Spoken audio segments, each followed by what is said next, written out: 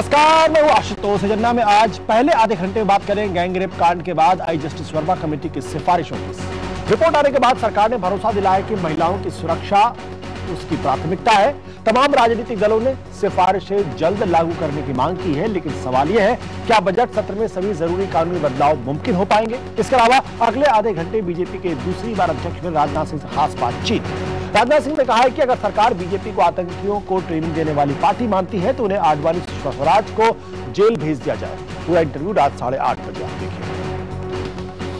तो पहले बात करेंगे दिल्ली गैंगरेप कांड के बाद जस्टिस वर्मा रिपोर्ट को अमली जामा पहनाने की कोशिशों की। तमाम सियासी पार्टियों ने बलात्कार से जुड़े कानूनों में आमूल चूल बदलाव के सुझाव देने वाली justice J S Verma committee की सिफारिशों को जल्द से जल्द लागू करने की मांग की है। सरकार ने भी भरोसा दिलाया है कि वो संसद के बजट सत्र में रिपोर्ट पेश करेगी, लेकिन सवाल वक्त का है। सवाल यह है कहीं संसदीय प्रक्रिया में मामला उलझ न जाए। एजेंडा में आज बात इसी पर, क्या जस्टिस वर्मा कमेटी की तरह सरकार भी जरूरी बदलाव लागू करने में संजीदगी दिखाएगी और समयबद्ध कार्यक्रम के अनुसार उसे लागू भी करेगी, और क्या यह रिपोर्ट पूरी तरीके से लागू की जा सकती है।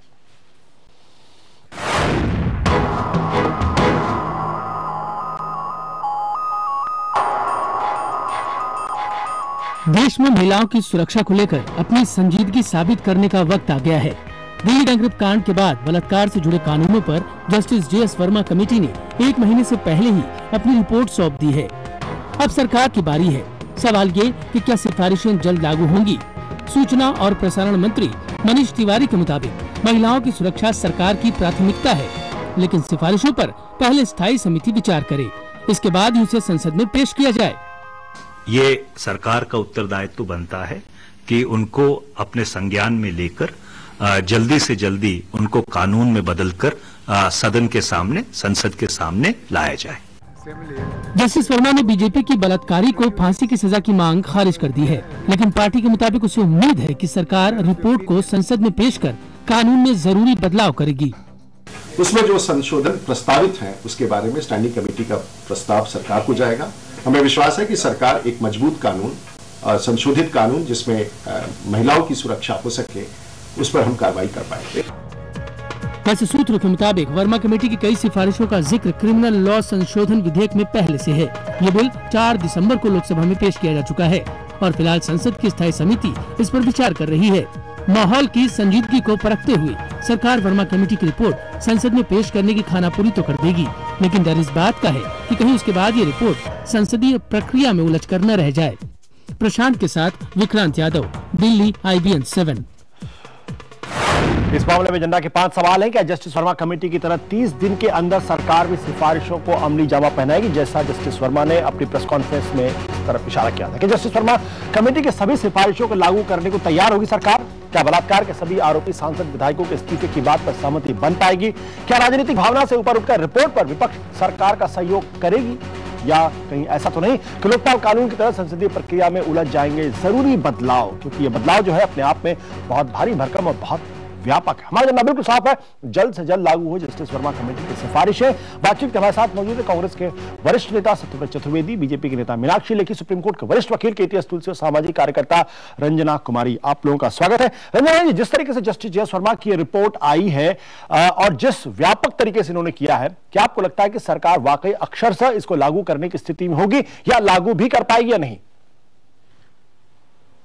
देखिए आशुतोष, जो इतनी 30 दिन के अंदर रिपोर्ट आई और इस रिपोर्ट में जो महिला संगठनों के द्वारा इतने सालों से काम किया गया और कहा गया, उसकी स्पिरिट और एसेंस, दोनों ही सेंस ऑफ महिला जो आंदोलन की जो सेंस है, वो सब कुछ इस रिपोर्ट के अंदर आ गई है। और साथ साथ में जो 3 मुख्य बातें रिपोर्ट में कही गई है, मैं उसकी तरफ आपका ध्यान आकर्षित कराना चाहती हूँ। इस बात के अलावा कि गवर्नेंस की डेफिसिट को साफ साफ कहा गया है कि इस समय दिखाई पड़ता है कि जो गवर्नेंस है उसकी डेफिसिट की वजह से आज औरतें सुरक्षित नहीं है। फिर जो सबसे बड़ा मसला जो उठाया गया है, जिसमें कि राजनीति में और खास तौर से हमारे संसद में और विधायिकाओं में जो इस तरह के सेक्सुअल ऑफेंस के अपराधी बैठे हुए हैं या जो चुनाव लड़ने के लिए जिनको पार्टियां टिकट दे देती हैं, उन लोगों को कैसे रोका जाए, ये सुझाव भी उसमें दिया गया है कि अगर कोर्ट इस बात का संज्ञान ले लेती है और कोर्ट जो कॉग्निजेंस लेती है चार्जशीट के बाद, तो फिर उन लोगों को उसका मौका न दिया जाए, उनको हटाया जाए। दूसरी बात कि जो वर्दी में लोग, चाहे वो सैनिक हो, चाहे सेना के लोग हो, चाहे वो पुलिस के लोग हो, वर्दी में किए गए जो महिलाओं के प्रति अपराध वर्दी वालों के द्वारा किए जाते हैं, उनको निश्चित तौर पर उनकी इम्प्यूनिटी को खत्म किया जाए। उन्होंने खाप पंचायतों के खिलाफ कहा है, उन्होंने कहा है कि जो इस तरह की शादी के अंदर जो इस तरह की रेप होती है, जो शादी के अंदर महिला की राय बिल्कुल नहीं चलती है और उसके बारे में उसका कोई अपने शरीर पर हक नहीं होता, तो तमाम ऐसे मसले हैं। ये सीआरपीसी, आईपीसी में और एविडेंस एक्ट में परिवर्तन के अलावा भी बहुत सारे ऐसे सुझाव हैं वर्मा कमेटी के, कमीशन के, जिनको कि सरकार को तत्काल ध्यान देकर लागू करना होगा, क्योंकि देश देख रहा है उनकी तरफ कि एक सुझाव सामने आया है, जो प्रश्न नौजवान पीढ़ी ने देश की उठाया है, उसके जवाब में अब ये आपके पास मसौदा है कि आप उसको लीजिए और काम करिए। अगर आप काम नहीं करते हैं, आपने जो बातें कही, जिस तरीके के रिकमेंडेशन, सिफारिशें इसमें की गई हैं, क्या आपको लगता है कि इतना बड़ा बदलाव संभव हो पाएगा? नहीं, एक सबसे बड़ा सवाल है सत्यव्रत चतुर्वेदी जी, इसमें सिर्फ इस बारे में बात नहीं कहा गया कि आप सीआरपीसी में बदलाव कर दीजिए, आप सीपीसी में बदलाव कर दीजिए, आप जो बलात्कार से संबंधित जो टेस्ट होता है उसमें बदलाव कर दीजिए, बल्कि 3 बुनियादी मूल चीजें कही। पहली बात यह जो नजरिया है, उस नजरिए में बदलाव चाहिए, उसके लिए सेक्स एजुकेशन कंपलसरी करना पड़े तो करिए उसको। दूसरी बात, जो कानूनी पहलू, उसको बदलने की बात। तीसरा, जो पॉलिटिकल सिस्टम है, उस पॉलिटिकल सिस्टम के अंदर रिप्रेजेंटेशन ऑफ पीपल्स एक्ट और अमेंडमेंट सेक्शन 33A, उसको भी बदलने की बात। साथ ही उन्होंने यह भी कहा कि जो कैग है, मतलब अलग से महिलाओं और पुरुषों के लिए कॉम्प्ट्रोलर ऑडिटर जनरल तरीके से बॉडी बनानी चाहिए। क्या सरकार के एक, मैं नुमाइंदा के हिस्से से नहीं, बट सरकार में शामिल कांग्रेस पार्टी की हैसियत से क्या आप ये भरोसा दे सकते हैं कि चीजें लागू हो जाएंगी और टाइम बाउंड तरीके से लागू हो पाएंगी? देखिए, पानी जब सर से ऊपर गुजरने लगता है तो पूरे देश में एक वातावरण बनता है, वो वातावरण बना है। सरकार ने एक कमेटी का गठन किया था, वर्मा जी को उसकी जिम्मेदारी सौंपी थी। मैं बधाई देना चाहूंगा, उन्होंने 30 दिन के भीतर वो रिपोर्ट, काफी एग्जॉस्टिव रिपोर्ट उन्होंने पेश कर दी, दे दी सरकार को। एक प्रक्रिया है, एक कानूनी प्रक्रिया है। ऐसा नहीं है कि कल आपने रिपोर्ट दी है और हम 15 दिन के अंदर या 20 दिन के अंदर या महीने भर के अंदर बना देंगे, ऐसा होता भी नहीं है। उसकी एक प्रक्रिया है, जिस प्रक्रिया के थ्रू कानून बनता है, उस प्रक्रिया से उसको गुजरना होगा, उसमें जो भी वक्त लगेगा गुजरना होगा। पर एक बात मैं, नंबर 1 तो मैं ये कहना चाहता हूं कि सरकार की तरफ से गंभीरता का कोई अभाव देखने में नहीं मिलेगा। इस मामले पर सरकार उतनी ही गंभीर और संजीदा है जितने हम, आप सब लोग और वो लोग भी जो आंदोलित थे इस बात को लेकर। मैं इसे पूरी तरह अश्योर करना चाहता हूं, नंबर 1।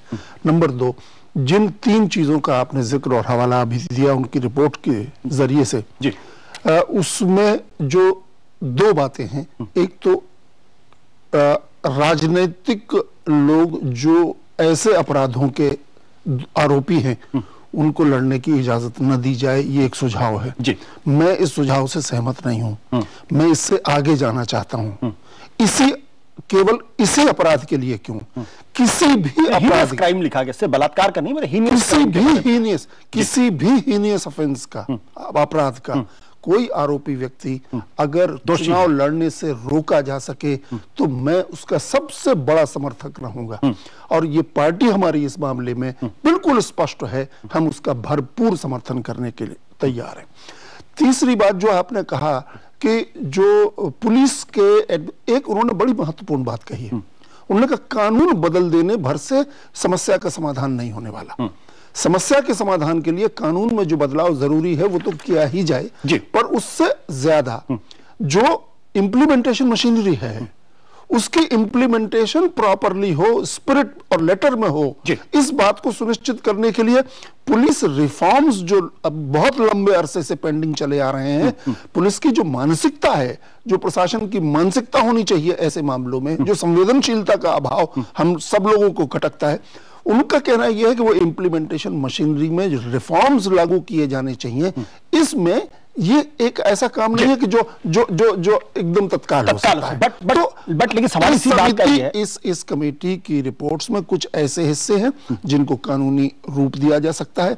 वो बजट सत्र में, मुझे पूरी संभावना है कि बजट सत्र में उसे पेश किया जाएगा और उस पर विचार होगा। जहां तक बड़े रिफॉर्म्स लागू करने की बात है, उसके लिए सरकार को जो मैकेनिज्म उपलब्ध होता है, ये भरोसा आप सरकार की तरफ से, कम से कांग्रेस पार्टी की तरफ से आप ये दे सकते हैं कि कम से कम जब बजट सत्र शुरू होगा तो उसमें कुछ चीजों पर अमल शुरू हो जाएगा और जो बाकी बड़ी चीजें हैं उस पर बाद में कदम उठाया जाए, ये आप कह रहे हैं इस बात को लेकर? पूरी शिद्दत के साथ इस बात की कोशिश होगी कि हम जो अधिकतम जो कर सकते हैं उस समय सीमा के भीतर हम उसे करने के लिए प्रतिबद्ध हैं। बिल्कुल। मैं चीज आप बीजेपी की तरफ से, लेकिन जिस तरीके से अभी सत्यव्रत चतुर्वेदी जी ने कहा कि जिन भी व्यक्तियों के खिलाफ जो भी हैं, जिनके खिलाफ हीनियस क्राइम है, ऐसे लोगों को कांग्रेस पार्टी टिकट देने के बारे में सोचेगी भी नहीं। अगर मैं आपकी बात को सही समझ नहीं, मुझे आपने थोड़ा सा यहां गलत कोट कर दिया। टिकट देने के बारे में सोचेगी, ये तो सोचेगी ही, वो छोड़ दीजिए, पर इससे काम नहीं चलेगा।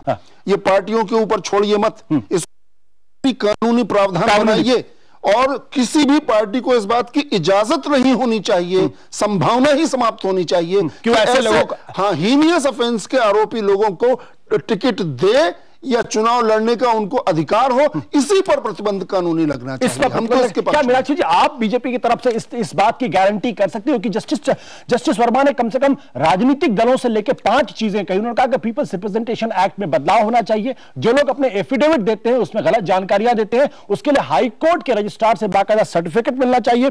साथ ही उन्होंने कहा कि ऐसे लोग जिनके खिलाफ इस तरीके का आरोप लगे, उन्होंने अपनी कुर्सी, अपनी सीट फौरन उनसे छोड़वानी चाहिए। और जो आखिरी बात यह थी कि ऐसे लोगों को टिकट नहीं मिलना चाहिए किसी भी हालत में। क्या बीजेपी इस बारे में कोई वायदा करने की स्थिति में है?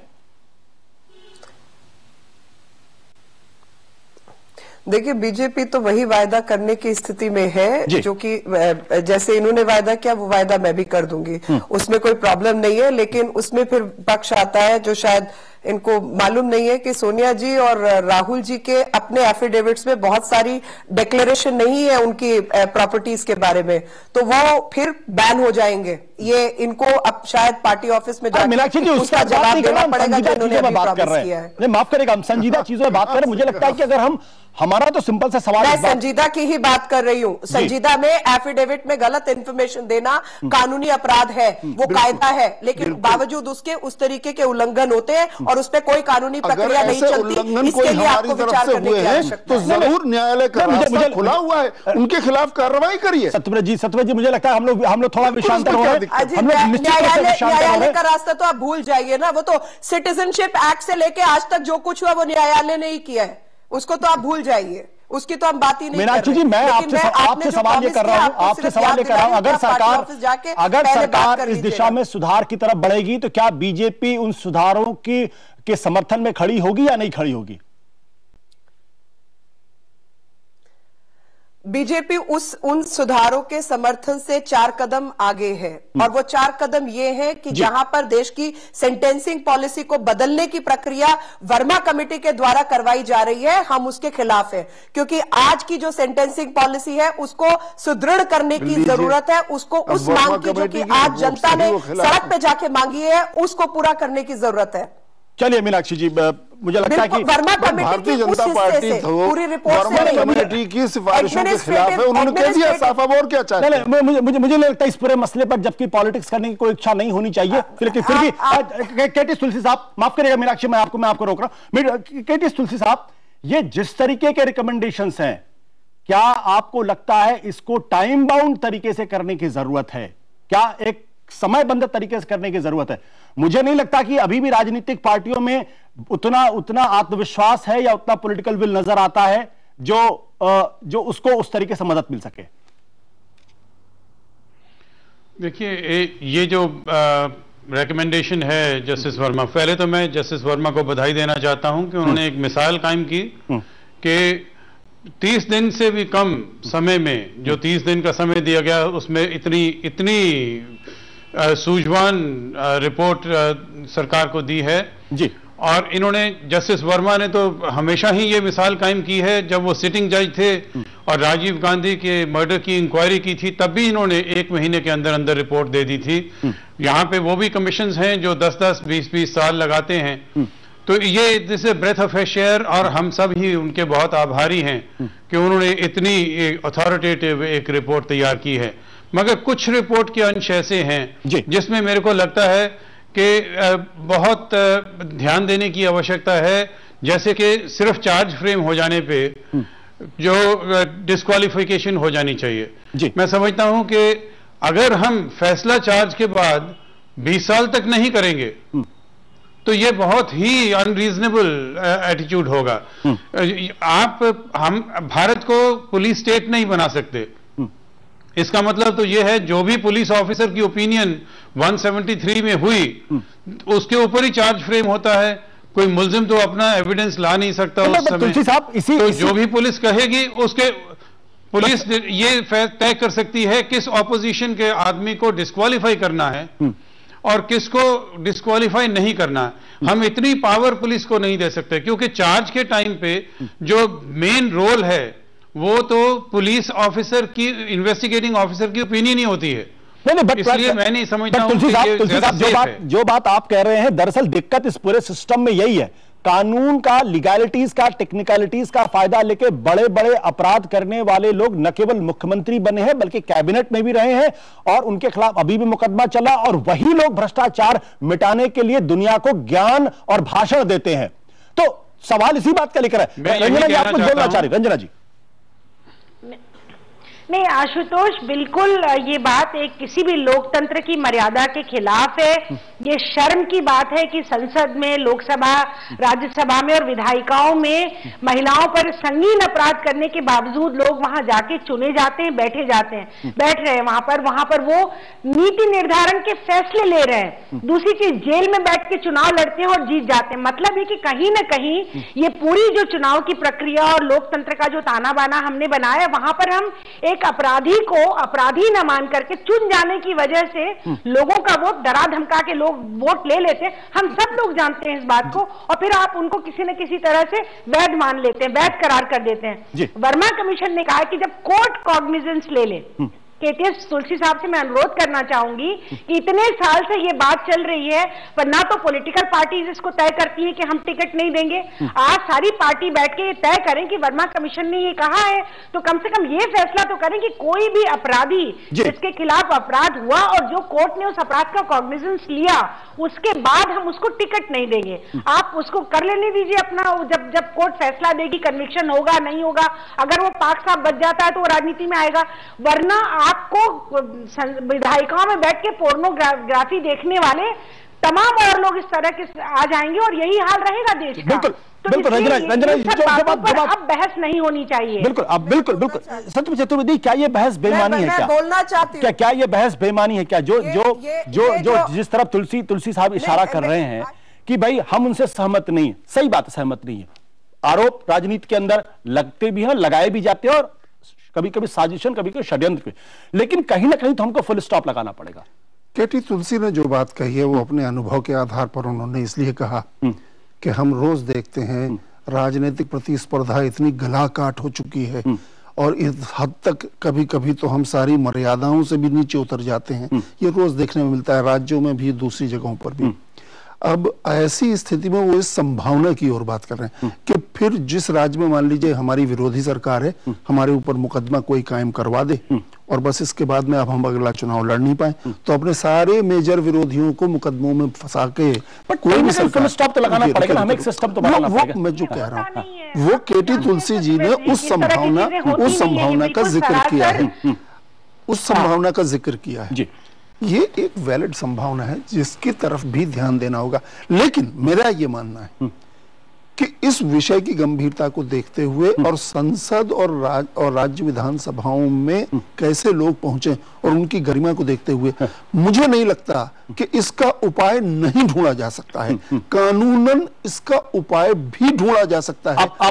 वो सेफ गार्ड उसमें इंट्रोड्यूस किए जा सकते हैं जिन सेफ गार्डों से ये सुनिश्चित किया जा सके कि एक समयबद्ध सीमा के अंदर ऐसे मामलों में निपटारा किया जा सके। या तो ये उपाय किया जा सकता है या इसके अलावा ये उपाय किया जा सकता है। अगर विल पावर हो तो ये हो सकता है। मैं बस इसी बात, राजनीतिक इच्छा शक्ति की आवश्यकता है, उपाय ढूंढे जा सकते हैं और ढूंढे जाने चाहिए। बिल्कुल बिल्कुल मीनाक्षी, मैं बातचीत पे लाना चाहूंगा, लेकिन मैं आपसे गुजारिश करूंगा कि ये सोनिया गांधी, लाल कृष्ण आडवाणी के चक्कर में बहस ना खत्म हो जाए। और ये बात नहीं है कि हर आदमी को पता रहता है कौन आदमी अपराधी है, कौन आदमी अपराधी नहीं है, ये सबको पता होता है, लेकिन फिर भी अभी तक की जो स्थिति है उसमें ऐसे लोगों को हम नजरअंदाज कर देते हैं, बल्कि उनकी विनेबिलिटी के आधार पर उनको टिकट मिलता है संसद के अंदर और विधायिका बैठे रहते हैं। दुर्भाग्य तो ये है आशुतोष के ऐसे लोग चुनाव जीत के आ जाते।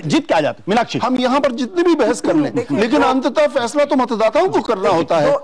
जी मीनाक्षी, बोलिए आप। देखिए, मेरे को रंजना जी की बात, जो उन्होंने पोर्नोग्राफी देखने वालों की बात की, तो मैं उनको बताना चाहती हूँ कि पोर्नोग्राफी परफॉर्म करने वाले भी लोग हैं, मदरना और कांडा जैसे भी लोग हैं, उनकी जनरल नॉलेज थोड़ा बढ़ जाए कि उन लोगों के नाम लेना शुरू कर दें। और जहां तक बात है इस विषय की, इस विषय में मेरा यह मानना है कि दो स्थिति है। एक है कि आपने किसी को सिर्फ चार्जशीट पे कंडेम कर दिया, और दूसरी स्थिति है वो खुलेआम घूमता रहा जो अपराधी है। इन दोनों के बीच में जो संतुलन है वो आप एक विषय के माध्यम से ला सकते हैं कि जितने एमएलएज, एमपीज या किसी भी सरकारी पद पर लोग हैं, उनके खिलाफ अगर इस तरीके की प्रक्रिया शुरू होती है तो उसको स्पीडीएस्ट ट्रायल के रूप में आप खत्म करेंगे 15 दिन से 1 महीने के भीतर, ताकि सच का दूध और पानी का पानी हो जाए, ताकि अगर झूठा इल्जाम है तो उस आदमी को 10 साल तक कचहरी में लटकना ना पड़े और उस मामले को वहीं खत्म किया जाए। और अगर सच्चा मामला है तो उसको कन्विक्ट करके जेल भेजा जाए और उस मामले को भी नहीं लटकाया जाए। जी बिल्कुल बिल्कुल मीनाक्षी, बिल्कुल जो बात आप कह रही बिल्कुल उसमें सच्चाई है। तुलसी साहब, मैं जो बात कहना चाहता, दरअसल इसी तरफ मैं इशारा कर रहा था कि कानूनी पचड़ों के अंदर एक बार फिर लंबी बहस चलेगी, फिर आने वाले 60 साल तक मामला वहीं फंसा रह जाएगा। तो क्या ऐसा सिस्टम इस कानून के तहत बनाया जा सकता है जहां ऐसे लोग जो है विधायिका और संसद के अंदर ना आए? एक कानून के जानकार से मैं सवाल पूछ रहा हूं। सबसे बड़ी जरूरत यही है कि हमारे केसेस का निपटारा 2 महीने 3 महीने में हो, तब तो हम कानून का कुछ मतलब बनता है। अब सेक्शन 309 में यह प्रावधान किया गया 2008 में कि रेप केस को 2 महीने के अंदर अंदर समाप्त करना पड़ेगा। कानून बना देना बहुत आसान है, उसको एनफोर्स करना बहुत मुश्किल है। आज भी 95,000 रेप केसेस देश में पेंडिंग है और कई केसेस 10-10 साल से पेंडिंग है। कानून से लिखने से मुकदमे का फैसला नहीं होता। हम अपने आप को ये समझ लें कि हम ये लिख देंगे कि 2 महीने में हो जाएगा, मगर होगा क्या? 1,79,000 cases, cognizable criminal cases pending हैं भारत की अदालतों में। अगर ये अदालत जिस रेट से डिस्पोज ऑफ होते हैं 300 साल लगेंगे, और मोस्टली केसेस खत्म ऐसे ही होते हैं कि भाई मौत हो गई मुल्जिम की या मौत हो गई कंप्लेनेंट की, तभी केस समाप्त होते हैं। हमारी प्रणाली को बदलने की आवश्यकता है, सिर्फ कानून बदलने से कुछ नहीं होगा। बिल्कुल, मतलब जो मूलभूत और आमूलचूल परिवर्तन करने की जरूरत है। और मुझे लगता है इसी संदर्भ के अंदर जस्टिस वर्मा ने साफ तौर पर कहा कि स्पीडी जस्टिस होना चाहिए, और उन्होंने कहा कि स्पीडी जस्टिस के लिए जो एमिनेंट जजेस हैं, अगर उनको भी एडहॉक जजेस बनाने की जरूरत पड़े तो भी करना चाहिए। माफ करिए रंजना जी, आप कुछ कहना चाहती थी? हमारे पास समय कमी, अगर आप 10 सेकंड अपनी बात कह सके तो ज्यादा बेहतर होगा। आशुतोष बस एक लाइन में, आज जनरल नॉलेज मुझे बढ़ाने की जरूरत नहीं है, मीनाक्षी जी को मालूम होना चाहिए। पूरे देश के नौजवानों की, महिलाओं की जनरल नॉलेज बढ़ चुकी है और हम सब जान रहे हैं, सब देख रहे हैं। अब आने वाला है समय 2014 जनरल नॉलेज के तो आप इस्तेमाल नहीं कर रहे, सब लोगों को समझ में आएगा जो बैठ करके देख रहे हैं कि देश की नौजवान कर रहे हैं और आप जैसे लोग उसका विरोध कर रहे हैं। अगर इग्नोर किया आप जैसे लोग उसका विरोध कर रहे हैं, दिखाई पड़ेगा इन लोगों जो राजनीति खेली जा रही है। जनता आपको भी देख रही है जो दो मुखी बात करते हैं, इसकी कोई जगह नहीं है। राजनीति आप करती है, मेच्योरिटी की जरूरत नहीं आप कर रही है, और आप इंटरनेशनल राजनीति कर रही है, देश से सजाए मौत को हटाने की राजनीति कर रही है। आई एम सॉरी, मुझे रोकना पड़ेगा, और मुझे बड़े दुख के साथ ये कहना पड़ रहा है, मैं अपने दर्शकों के साथ बड़े दुख के साथ कहना पड़ रहा है कि जब हम किसी गंभीर विषय पर चर्चा करने की बात करते हैं, तब उसके बीच में इस तरीके की नुक्ताचीनी क्यों होती है और क्यों इस तरीके से बातें की जाती है? क्योंकि अक्सर टेलीविजन पर आरोप लगाया जाता है कि उनको गंभीर विषय में चर्चा करने में उनकी कोई दिलचस्पी नहीं होती, और हम अपने मेहमानों से भी इस बात की गुजारिश करते हैं कम से कम गंभीर विषयों पर तो गंभीरता बरते तो ज्यादा अच्छा रहेगा। वक्त छोटे से ब्रेक में जाने के पहले अपने दर्शकों को बता दूं, ivanco.com पर हमने सीधा सवाल पूछा था कि जस्टिस वर्मा कमेटी की तरह सरकार को भी 30 दिन के अंदर सिफारिशें लागू करनी चाहिए। हमारे 57% दर्शकों ने कहा इसका जवाब दिया हाँ में, जबकि 43% दर्शकों ने किया है नहीं। आप भी दे सकते हैं अपनी राय, लॉगिन करें ivanco.com पर। फिलहाल वक्त है ब्रेक का, लेकिन ब्रेक के बाद हम आपको बता दें कि बीजेपी के अध्यक्ष राजनाथ सिंह से खास बातचीत के हमारे पॉलिटिकल एडिटर सुकेश रंजन ने क्या कुछ कहा और क्या कुछ उनका आगे का प्लान है और क्या कुछ वो करना चाहते हैं, देखना मत भूलिएगा ठीक 8:30 बजे।